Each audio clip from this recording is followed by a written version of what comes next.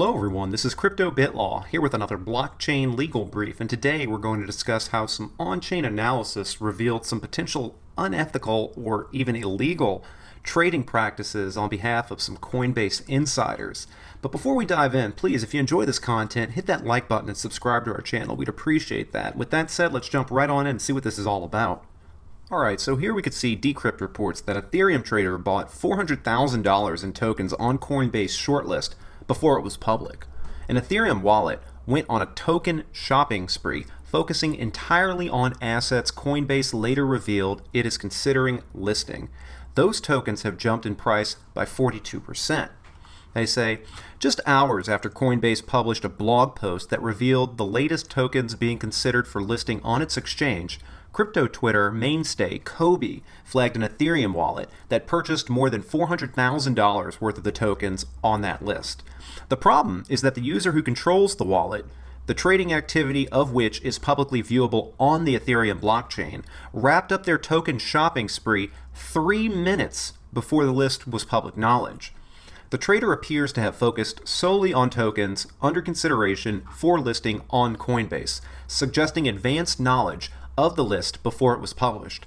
The tokens purchased by the wallet are now worth more than $572,000, amounting to a 42% return on investment in less than 24 hours. On Tuesday afternoon, Coinbase had yet to acknowledge the unusual and potentially unethical trading on either of its Twitter accounts. It had also not yet responded to a request for comment from Decrypt. The Coinbase Medium blog post announcing the new token listings went live on Monday, April 11th at 9:05 p.m. Eastern Time. On Tuesday morning, just before 10 a.m. Eastern, Jordan Fish, a former product manager who goes by the pseudonym Kobe on Twitter and in the broader crypto community, flagged an Ethereum wallet that bought 6 of the tokens mentioned in Coinbase's blog post right before it went public. And here we can see a copy of the tweet from Kobe, where he states, found an ETH address that bought hundreds of thousands of dollars of tokens exclusively featured in the Coinbase asset listing post about 24 hours before it was published. Raffle. Interesting. And it says it included a screenshot that showed big purchases of Index, NDX, Chromatica, Crom, DAP Radar under the Radar ticker, RAC, RAC under the RAC ticker, DFX token under the DFX ticker, and Paper under the Paper ticker. Over 11 hours, the wallet spent $88,942 buying Crom, $80,000 buying DFX, $72,000 on Radar, $70,000 on RAC, and $64,000 on NDX, $27,000 on Paper. So that's a list of his buys. Just being considered for listing on Coinbase's cryptocurrency exchange is enough to make a token's price jump as much as 60%, if only for a little while. Since the Coinbase blog post went live last night, each of those tokens has increased dramatically in price. On Tuesday afternoon, Chromatica was up 40%, DFX 42%, DAP Radar 53%, RAC up 22%, Index up 43%, and Paper up 63%. It bears repeating that the tokens haven't yet been made available on Coinbase's exchange and might not be. Right now, they're just being considered for listing. The blog post goes on to warn that users attempting to add the tokens to their Coinbase account before an official listing could experience a permanent loss of funds. The similarity to the OpenSea unethical trading scandal was not lost on one Twitter user. They joked that Coinbase had hired Nate Chastain, the NFT marketplace's former head of product, who resigned after allegations he used insider knowledge to front-run NFTs before their listings went public. Here we can see a reaction to Kobe's tweet. Didn't realize OpenSea Nate had moved to Coinbase.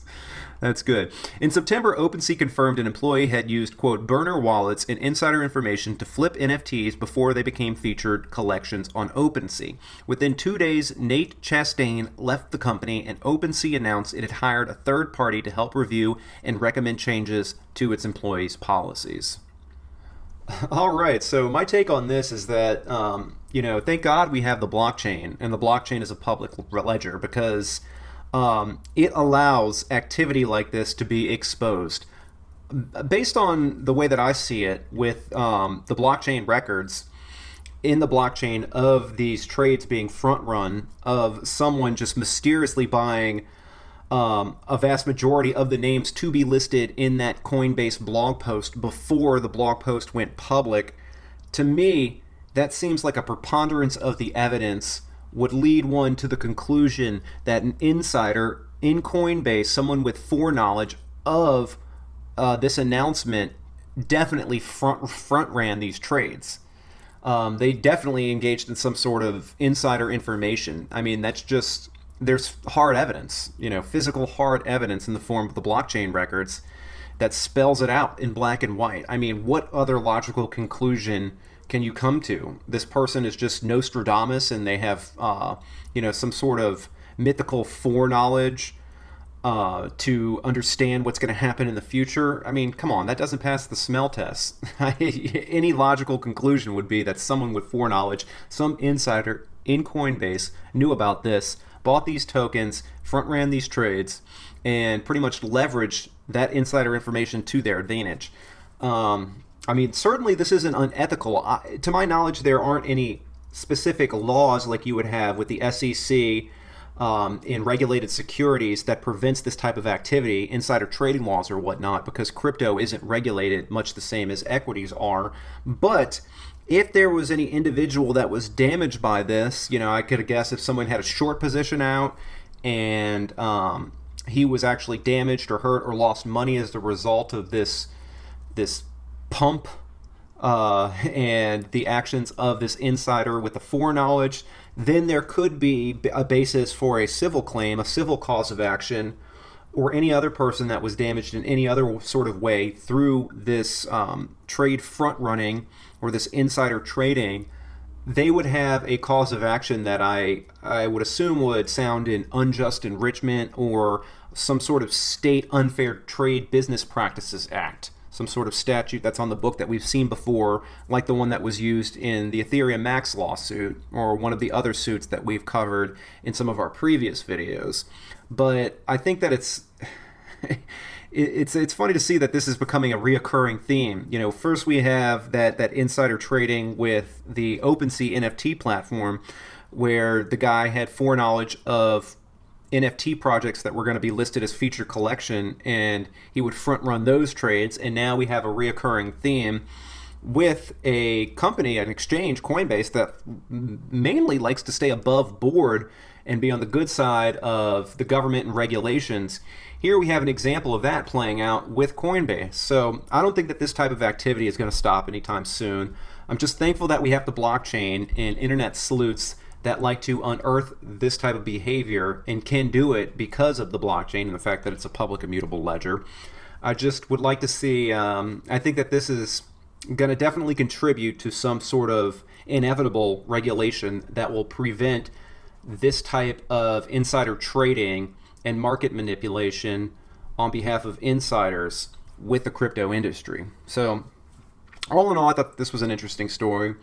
I hope you guys enjoyed this content. If you did, please hit that like button and subscribe to our channel. We really appreciate that. With that said, thank you for watching, and we'll see you all in the next video.